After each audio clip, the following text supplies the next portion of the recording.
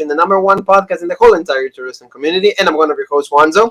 And I'm your other host, Jean-Paul Leck. And together we are Rope Break. Family, it is time for another Smackdown. And was it a big pile of bullshit, Jean-Paul, or was it like, okay? Oh, no, absolutely. A big, steaming, smelly pile. You could, get the whiff from a mile away. It was, this show, SmackDown is just, it's not good. It's not watchable, right? It's pretty difficult. I didn't know if I was watching, Fox, or I was watching SmackDown, or if I was watching, if I was watching Keeping Up with the Kardashians. I didn't know what was going on here. Keeping Up with the Mysterios, right? Yeah. Yes. We had at least that was a little decent. I want to say we got 3 matches qualifying for the Survivor Series teams. So that was okay, and we got actually a heel turn, right? Jey Uso actually joins the tribal chief Roman Reigns. So we're going to be talking about every single thing about that family. Thank you so very much, Jean-Paul and myself, because all the views, all the subscriptions, all the comments, we're really feeling the love. So thank you for that, family. Thank you for all the support. We're going to keep trying to give you the best. Now, not trying, like Jean-Paul says. We are going to give you the best content ever. And talking about best content, Jean-Paul, don't forget to check this, family. NXT UK. The best championship match of 2020, Ilja Dragunov against Walter. Find out who won that match. But Jean-Paul, I'm still, I'm still in shock of what I just saw yesterday. It was Meltzer, Jean-Paul, gave it actually a 5-star match. Yeah, it should have been more, but his rating is bullshit and it don't matter anyway. But at least, I guess, for him, at least he gave it 5. So, we got a little bit of justice, right? At least. Yeah, I guess. Good job, Meltzer, so don't forget to watch that. It's in the channel for you guys. Ilja Dragunov against Walter, NXT UK Championship on the line. So, Jean-Paul, let's talk about SmackDown. And then the show opened up with a tribal chief, of course. That's why you want to turn off the TV, at least for me. I'm like, okay, are you ready? I'm like, okay, Thunderdome, all right, let's get into it. It's legit. And then, I'm like, really? Done. Thank you, Roman. I want to walk away. And I'm like, Jean-Paul, you're doing the review by yourself. But, he comes to the ring, and then he's going to address Jey Uso because of everything that happened, inside Hell in a Cell. So then Roman Jey also is in the ring. So Jey is actually saying to him, you don't know me. You know how difficult it is, to make me. You know how difficult it was for me to give up. What you did on Sunday was way too much, and you're not the same. But you can never beat me legally. So Roman said you can give me all the excuses you want. But what happened is you just quit. So you gotta face the consequences, Jean-Paul. So far, what are you thinking? Over I like the dialogue from this. Look at the crying. Because I like, when Roman is he's clearly playing the heel. He's like, it doesn't matter how I made you quit.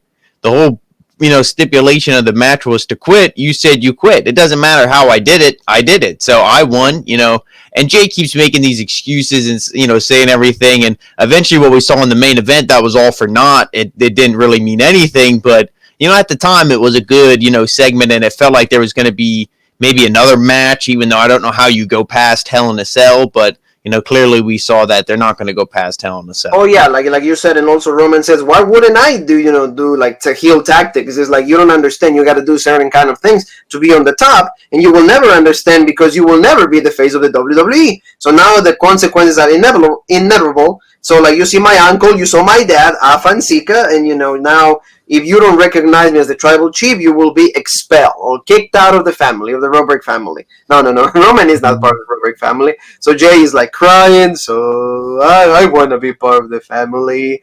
So that was I think that the segment is okay. It is working out, like you said, Roman is the heel. But what we will see later is what actually gave the more meaning to the segment to me, Jean-Paul. Because you'll see how Jey was all pissed off and then Roman just left.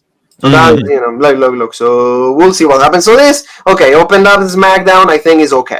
We'll see, I thought that, the story was going to keep going, Jey chasing the Universal Championship, but, it clearly not going to be the case. So now, Jean-Paul, let's go to, the first match of the qualifying for the Survivor Series, and that is Kevin Owens going against Dolph Ziggler.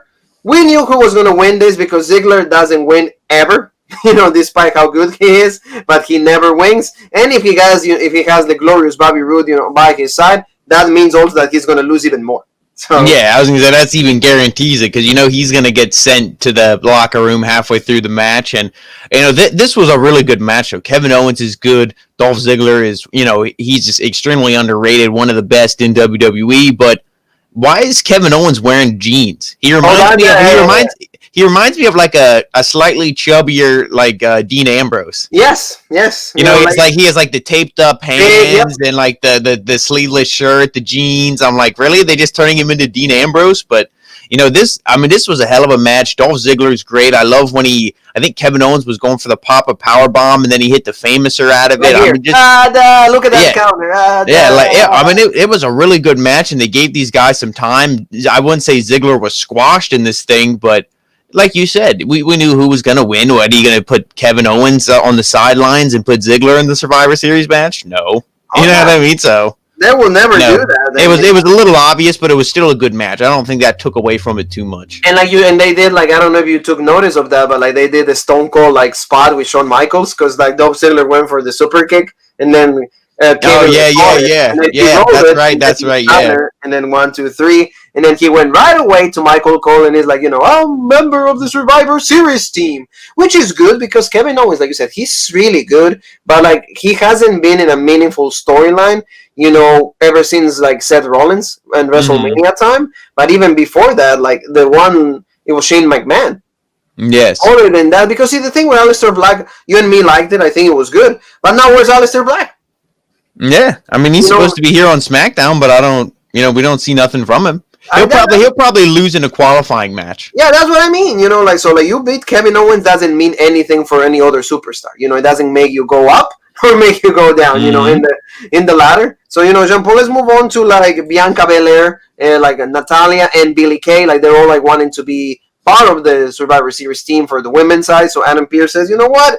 We're going to have a match, a triple threat. Whoever wins qualifies to be, in that match. Not really to be the captain, but, he's going to be part of the members of, the team for the Survivor Series. So I guess, okay. I mean, Natalia, Bianca Belair makes sense. Billie Kay on her own, she needs Peyton Royce. I don't know how you feel about Billie Kay, Jean-Paul, but, for me, she is completely lost right now.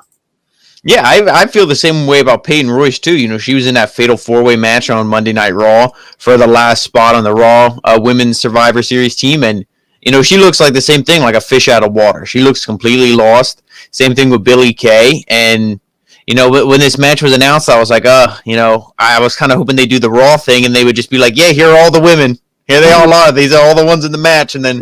Because no offense, I mean Bianca Belair was the clear star. That's I wonder who's gonna win out of this. You know what I mean? It's it was really obvious what Billie Kay's gonna win. No, Natalia was a jobber or a glorified jobber on Monday Night Raw. She comes over to SmackDown, and what are we supposed to expect? And Jean Paul says, let's go right to the match. So they were right there. So the one thing, I said to you, is Billie Kay is supposedly one of the worst rated women in the game. She's probably 57 or in the lowest scale. And there was a point in the match where Natalia had the sharpshooter in it, and she didn't tap. Yeah, she was almost gonna tap, and it's that's actually the spot where I thought, they're going to maybe have Natalia win and be on the team, and Bianca Belair's maybe not on the Survivor Series team, but she's gonna maybe be in a feud with Sasha Banks or be in a feud with somebody else to get her ready for Sasha or something like that. But then, as the match went on and Billie Kay didn't tap, it's no, come on. WWE's not that creative to have a plan for Bianca Belair in a singles feud. They're just gonna probably have her be the sole survivor of the match. If it's not Lana, those are my picks. If SmackDown wins, it's Bianca. If Raw wins, it's Lana. Oh my! And the fact that we're saying Lana, Jean Paul, and like you said, as a joke, it'll be because Vince probably thinks the Women's Survivor Series match is a joke, so he's like, "I'll have Lana be the last one." Especially not having NXT in it, Jean Paul. I think I think you're going in the right path on that. I think that you're going extremely percent how Vince McMahon is actually thinking, how his brain is calibrating this type of ideas, but it was KOD, the Kiss of Death, to Billie Kay, and 1, 2, 3, and Bianca Belair is the first woman to be part of this SmackDown team. She looks like she won a gold medal right there. She qualified to the Olympics, Kurt Angle style. Yeah, I was gonna say, Kurt Angle needs to just be holding the flag. Yeah, give her the flag, give her Seth, board for Biden, board for Trump, but that's the kind of face that you need in order to promote those things. Jean Paul X. So let's go to a guy that should have never talked, like you said, because he talks in the bedroom. In the one he does his forbidden films. So that's this guy right there. Well, the Lars way he was looking Sullivan. at Corey Graves, I thought they were going to start another one. But no, Yeah, yeah, Lars Sullivan, his voice doesn't match his body, which that's nothing you can't help. But then don't have the guy, talk for like 8 minutes straight. And I mean, I like the promo. I like how I was like, oh yeah, when I was a little kid, I was picked on, and I cried, but then the crying stopped, but then their screams continued, and they never let me back to school. So I kind of like the origins of how they're doing the freak. It almost reminded me. Why you call me the freak, right, Jean Paul? Why you call Yeah, me the freak? Like, didn't it? It kind of reminded you, but like, or me anyway. Now a very very awful imitation, but like when Jr. sat down with Mick Foley. oh yeah. Kind of Yeah. like, oh, like how did you become mankind? Like how did like this good-looking kid, grow up and become this, grotesque monster mankind? And then they go through the story. This was kind of like that, but very short, like dumbed down, and just a very bad imitation. But Yeah, like you said, like he is just pretty much saying that he's gonna destroy every single one that like it goes into his path, and he is gonna make SmackDown his yard, or like his personal play yard. That's what it's gonna. That was gonna do, and like you said, the voice doesn't match the guy. So like he needed to be a little more like his voice, like the word you use, grotesque, because it's like all like Brody Lee, like all put together, all nice, or like educated, eloquent, and everything. It's like, oh, I used to be a freak. I'm like, okay. Oh yeah. But other than that, the promo looks good. But again, I don't think that like he needs to talk, because he does his talking in the ring. Like he needs to like squash people. He doesn't need to tell you the why, because he's just a freak. And a freak. Oh yeah. What if they had like a sit-down interview and Corey Graves asked that question and Lars just, he started breathing heavy and we're like, oh, is this Forbidden Films too? What's going on here? And then he just stood up and threw Graves through the wall and then like just walked off set. Yeah. Yeah, exactly. Like that's and then you would have been like, oh, okay, like you know what I mean? Like shit, I would have like, much rather to see that. Why? Because again, he's a freak. So a freak does things that are unusual.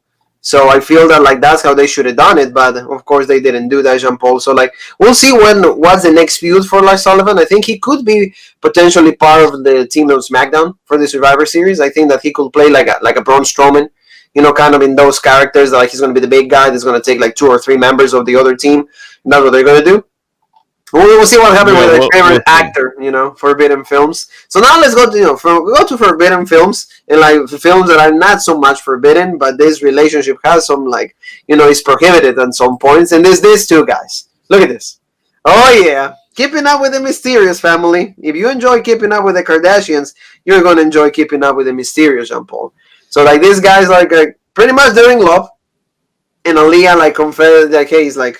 How's your mom feeling about this? Oh, she's legit. She's open-minded. It's all good. But he's like, oh, but like my dad and my brother are not okay with it. It's like, oh, don't worry. I'm going to go and apologize to Rey Mysterio live.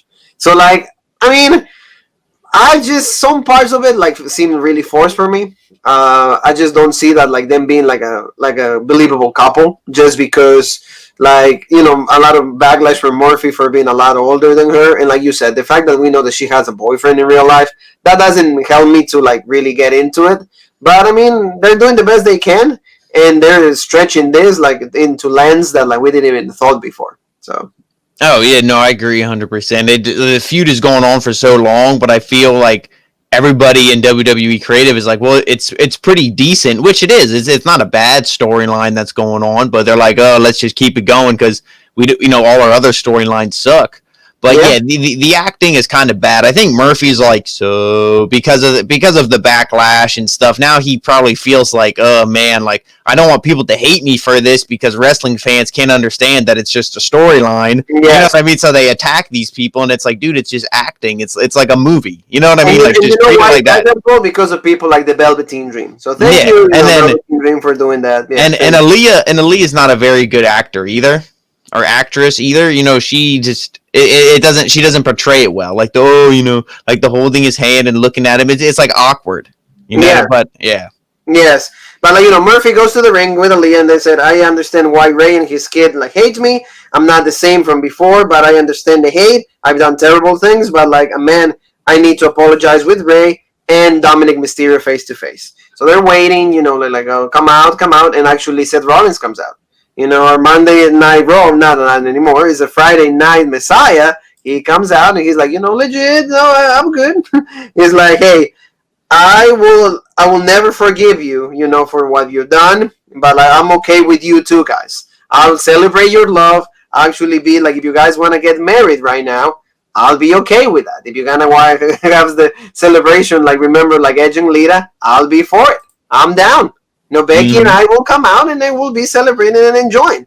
So like you kind of see, like you said, the storyline keeps stretching it. I have this great picture of Aliyah, Jean Paul. What do you think? Yeah, and Jean Paul loves it. Yeah. Oh yeah. She's falling asleep, as you can see. She's like, oh, she knows this show sucks. So like before that, they actually like says like all these things, and she says that Dominic is a coward, so kind of like provoking the Mysterios. So the Mysterios actually come out. So like you see like Dominic comes out from the back, and also like Ray comes out, and then they start beating up Murphy because Seth walks away right away. And then like then Mysterio was actually like going to deliver the 619 onto like Murphy, but then Aliyah step in. And he's like, oh, move out of the way. What are you doing? He's like, no, I'm not moving. So you see the storyline kind of progressing and everything. All to the way, Jean Paul, that like I pretty much like hated it, and I kind of like cry at the same time, just because these two guys go like this. Dad, I love him. She said the words, Jean Paul. I love him, and ooh. Yeah, there it is, and yeah, and the KOD right there, the KOD. Yeah, the kiss of death. This is everything. People are gonna be going crazy. They'll be like, "Oh, Murphy, blah blah blah, Aliyah," and then her boyfriend is watching, like, so. Yep, yeah. No, but I mean, hey, it's all storyline. It's all acting. I just love Rollins' face when they kiss. He's like, "Oh shit!" He's like laughing his ass off because he knows Ray is losing his mind. Dominic's pissed. You see Dominic there. He's like, so Ray's like, Leah, let's go. Yeah. Yeah. What's he? He's wiping something from his lip. Yeah, she kisses good. So I mean, this like I don't know. Parts is good. Parts is not too great. Let's go to the kiss again, just for shits and giggles. But like, I don't know like where this is gonna end, and that's the question that I think every single fan of like professional wrestling, or at least every single fan of this, is wondering. I know you are wondering. I'm wondering, where is this gonna end, or where is this going? I mean, if he was still kind of aligned with Rollins and still a heel, then it would be easy to just have her turn heel and join them. Yes. But because he's like babyface and she's still babyface, but Rollins is heel, but he's not with Rollins, it's like, what, are they just going to run off and be their own group? Like, she'll just come out with him and maybe he'll have matches against Ray and Dominic, but it's like, we've seen that already. So where do they really go?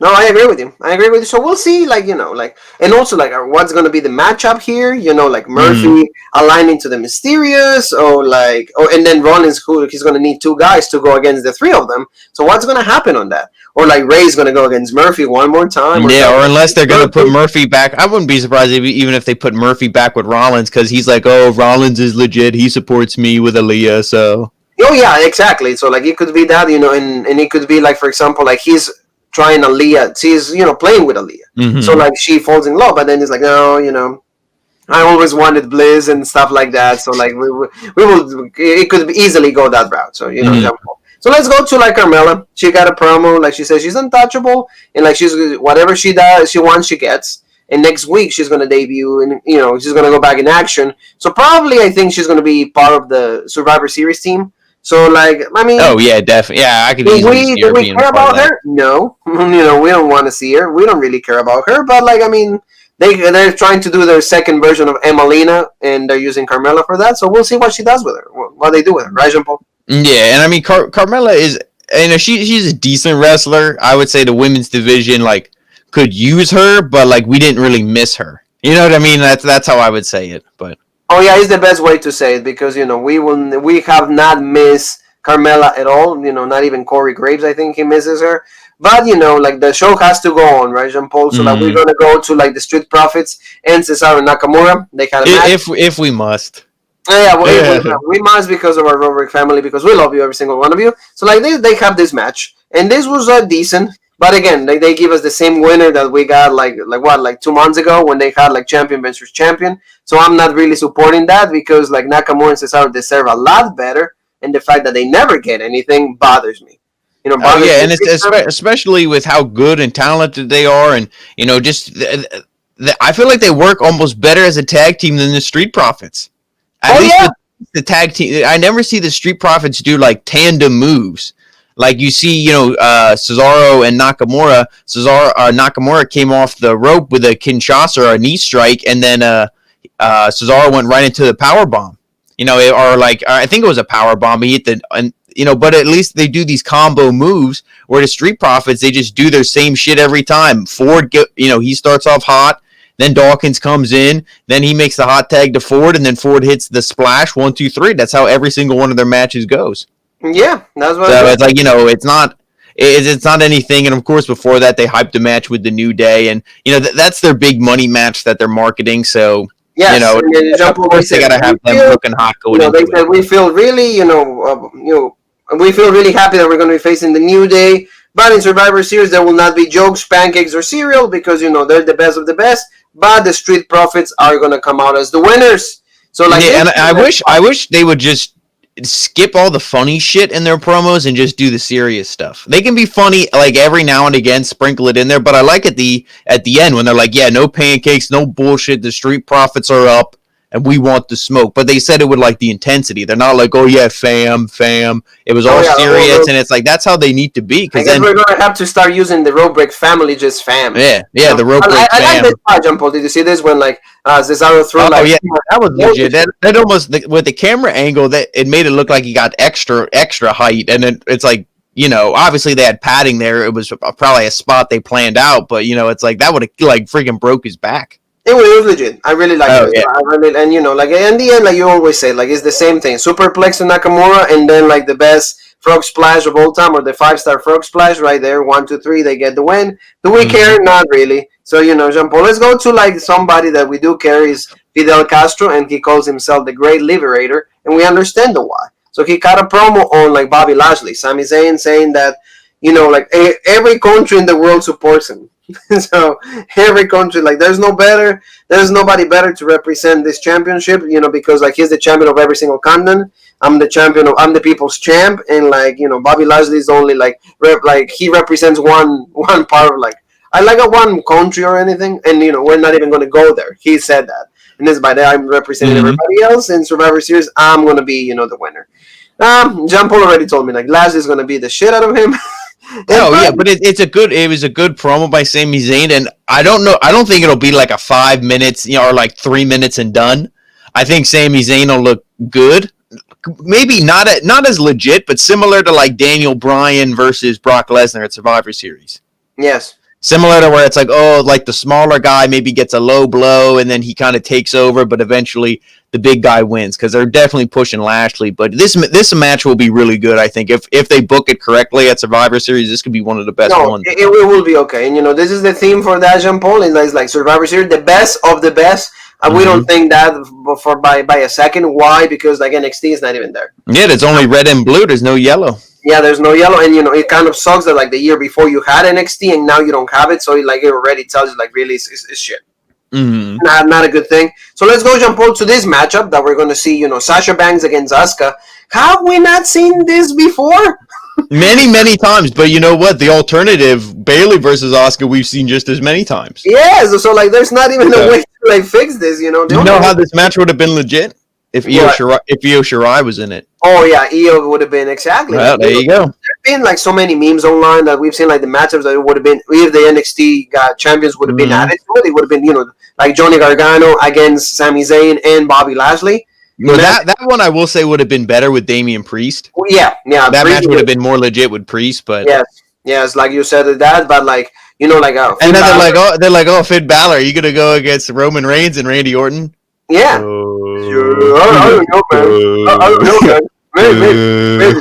So talking about the newest SmackDown Women's Champion, Sasha Banks, she came out, she cut a promo, and then she said, Bayley, I told you I was going to finish what I started, and I'm going to take away the thing that you love the most, and that's the SmackDown Women's Championship, and there's no way that, like, you're going to take this from me. I'm unstoppable, I'm the leader, I'm the standard, and I'm the boss of every single Friday night, Jump. Every single Friday night, I'm the boss. So just cutting this great promo. And then, Bayley comes out. She says that, like, she's the best. Well, Sasha says she's the best, and Asuka doesn't even compare to her. But then Bayley comes out, Jean Paul, and she says, you know what? No. There's going to be a rematch. She said, hey, she says, you took away my title, but, you're going to lose it in 13 days like you do every single time. So I laugh about that. I laugh about that statement. Oh, yeah. It was. Go ahead. I was going to say, Bayley, I mean, I thought Bayley's promo was actually more legit than Sasha's, because she's like, nobody ever said that you couldn't become champion, Sasha. She's like, but your problem is you can never hold on to it. And then, and she's like, yeah, and then, when I'm going to challenge you next week in a rematch because you were bullshit, you forced me to sign that contract under duress. She's like, I shouldn't have even lost the Hell in a Cell match. It should have never happened. So then she wants the rematch, and then that's when she said probably the most legit line, where she's like, it'll be like all your other title reigns, 13 days. Yes, that's true. But Sasha countered that. It says, bitches that attack from the back, they never win.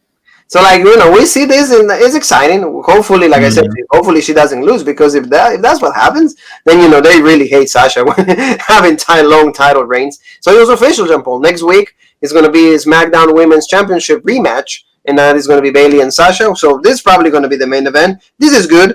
Like I told you, I wanted Bayley to be away a little bit, just because the match was so good at Hell in a Cell. It meant so much, at least for me.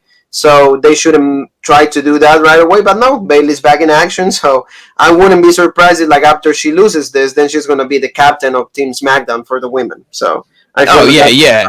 I agree. I could easily see Bayley being on that, because they're probably going to use her in a prominent role, because why would you not? Look at everything she's done for the women's division on SmackDown. She essentially carried it. It was all her. But I would like to see some time off. Maybe she could have came back a week or so before the Rumble, and you could have did the rematch with Sasha and Bayley at the Rumble. Have Sasha go over, and then whoever wins the Rumble, like, let's say they challenge Sasha, or whatever their plans are. But it's a little too soon now for me. But WWE doesn't know how to. Yeah, that goes along the lines that you said, Jean Paul. Like, they don't have enough women, or the women that meant something. Nobody's built up to be like another number one contender. So contender, so that's a problem, and that's why, honey, we need you. Come here. You're not going anywhere. No. So, like, you do, your Chronicle, and that's it. Come back. Yep. So let's go to the main event, Mr. Eck. Daniel Bryan against Jey Uso. This was a good match.